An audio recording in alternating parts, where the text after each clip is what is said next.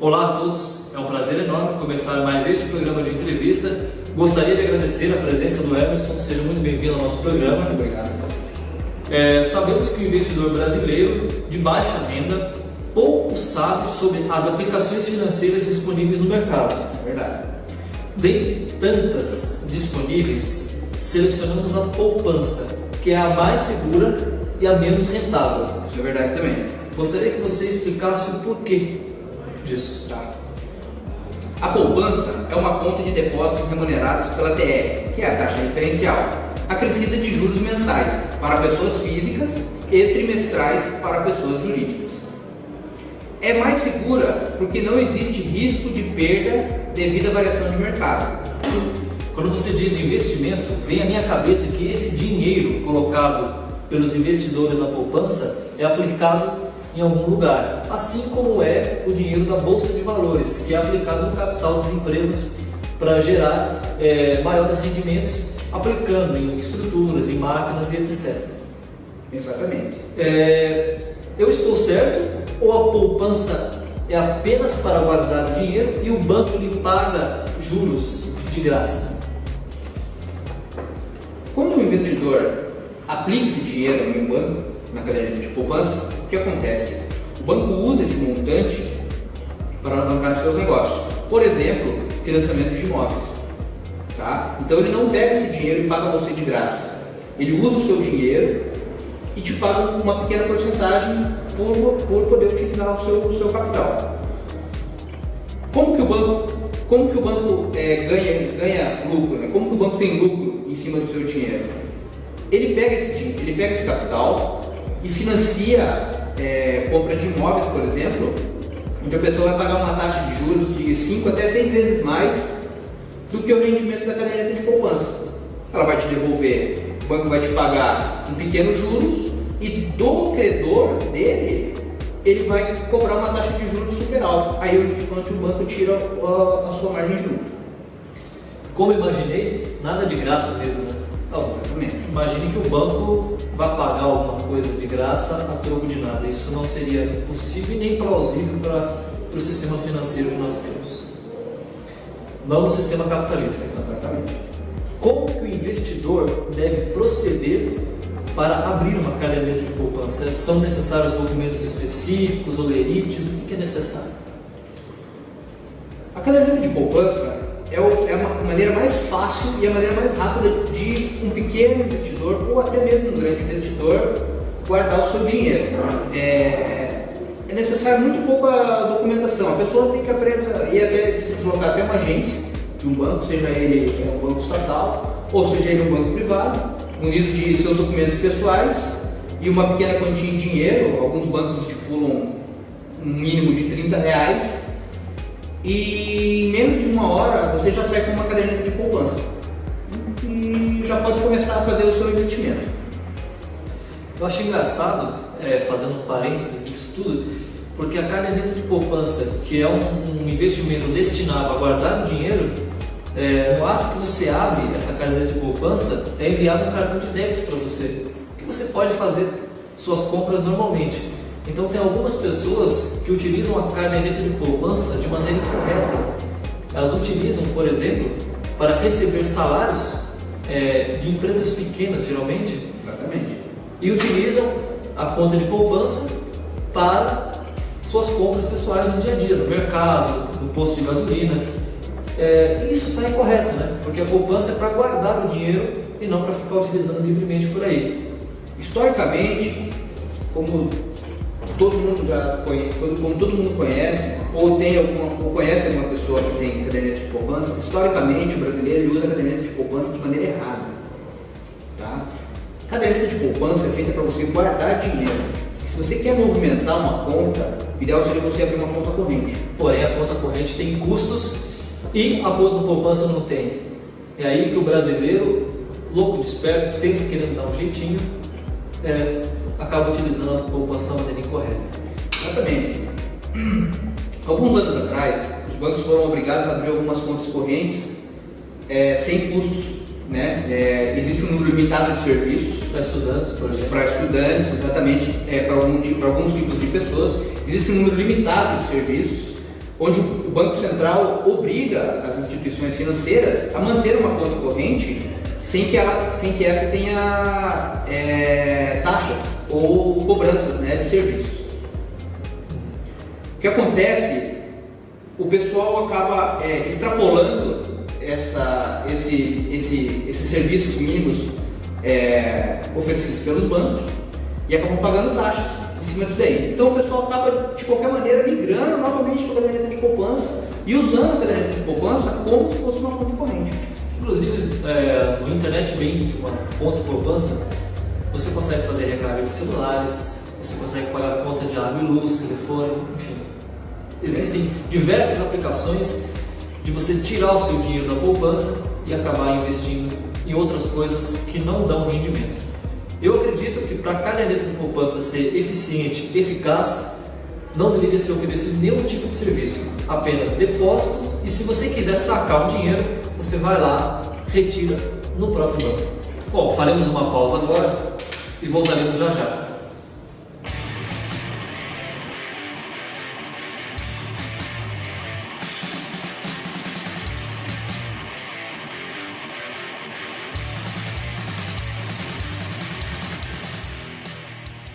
Estamos de volta para o segundo bloco dessa entrevista com a presença do ilustríssimo Emerson Rodrigues.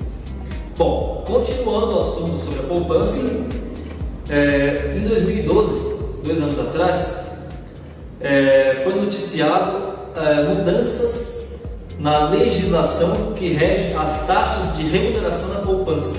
Exatamente. Quais foram as mudanças? É simples, meu caro. Para depósitos efetuados até 3 de maio de 2012, não houve mudança. A remuneração continua sendo a taxa referencial mais 0,5% ao mês. Para novos depósitos a partir de 4 de maio de 2012, existem duas situações.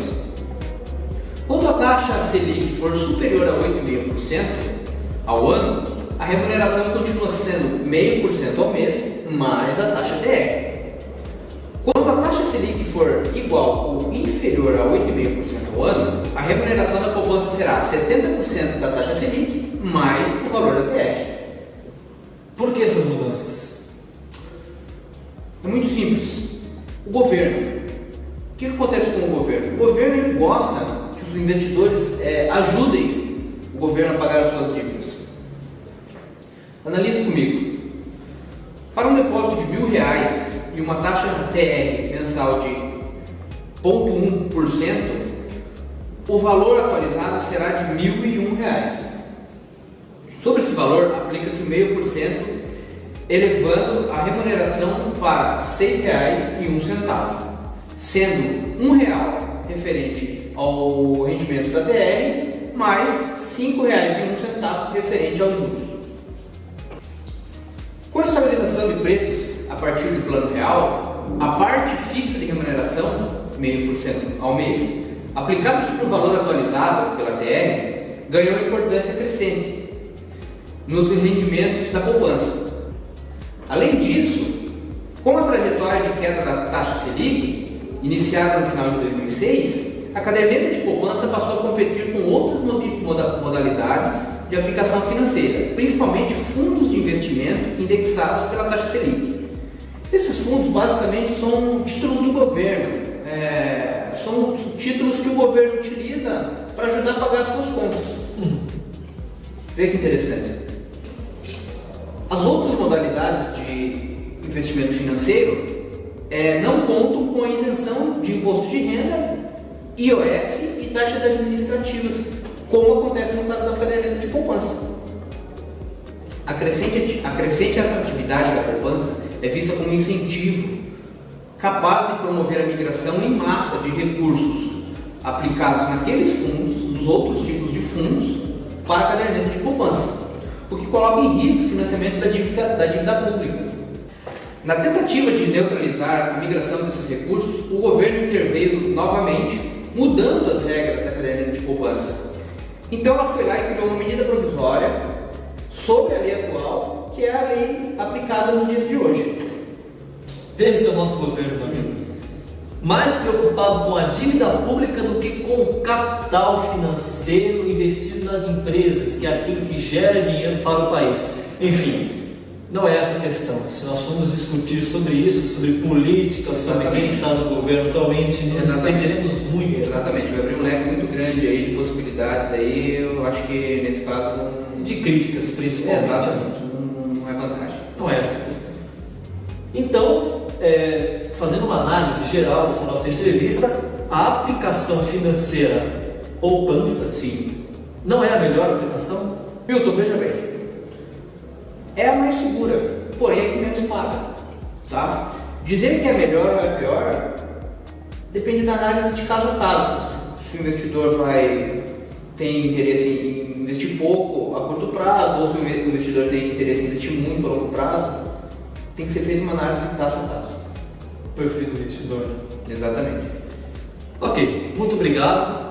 Essa foi mais uma entrevista comigo, Milton Mariano, e com Emerson Rodrigues. Espero que tenhamos conseguido sanar suas dúvidas em relação à poupança para que você, brasileiro, tome a decisão certa. Até a próxima.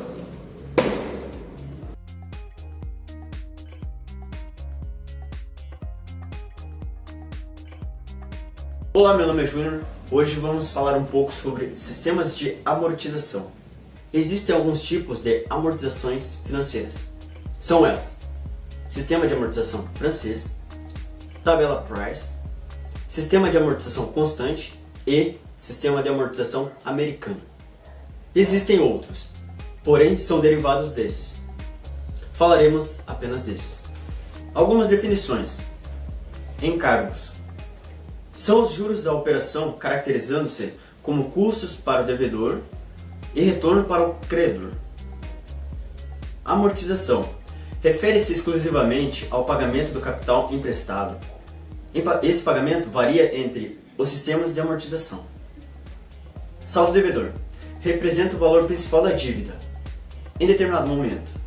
Após a dedução do valor já pago ao credor a título de amortização, em síntese, é a soma dos juros ao saldo anterior. Prestação é composta pelos encargos mais amortização. Saldo atual é a diferença entre o saldo devedor e a prestação. Sistema de amortização francês. O sistema de amortização francês, amplamente adotado no Brasil, estipula que a prestação de um empréstimo ou financiamento devem ser iguais, periódicas e sucessivas. Os juros podem incidirem sobre o saldo devedor. São elas decrescentes e as parcelas de amortização assumem valores crescentes. Em outras palavras, no sistema francês, os juros decrescem e as amortizações crescem ao longo do tempo. A soma dessas duas parcelas permanece sempre iguais ao valor da prestação. Tabela Price é o próprio sistema francês de amortização, com a diferença que os juros é cobrado ao ano, pelo cálculo da taxa proporcional simples ao invés da taxa equivalente composta. Consequentemente, a somatória dos juros por esse sistema é maior. Sistema de amortização constante. O sistema de amortização constante, como o próprio nome indica, tem como característica básica ser a amortização principal sempre iguais em todo o prazo de operação. O valor da amortização é fácil obtida mediante a divisão do capital emprestado pelo número de prestações. Os juros podem incidirem sobre o saldo devedor, cujo montante decresce após o pagamento de cada amortização, assume valor decrescente no período. Em consequência do comportamento da amortização e dos juros, as prestações periódicas e sucessivas do saque são decrescentes em progressão aritmética. Sistema de amortização americano. O sistema de amortização americano estipula que a devolução do capital emprestado é efetuada ao final do período contratado da operação de uma só vez. Não se prevê, de acordo com essa característica básica, amortizações intermediárias durante o período de empréstimo. Os juros costumam ser pagos periodicamente.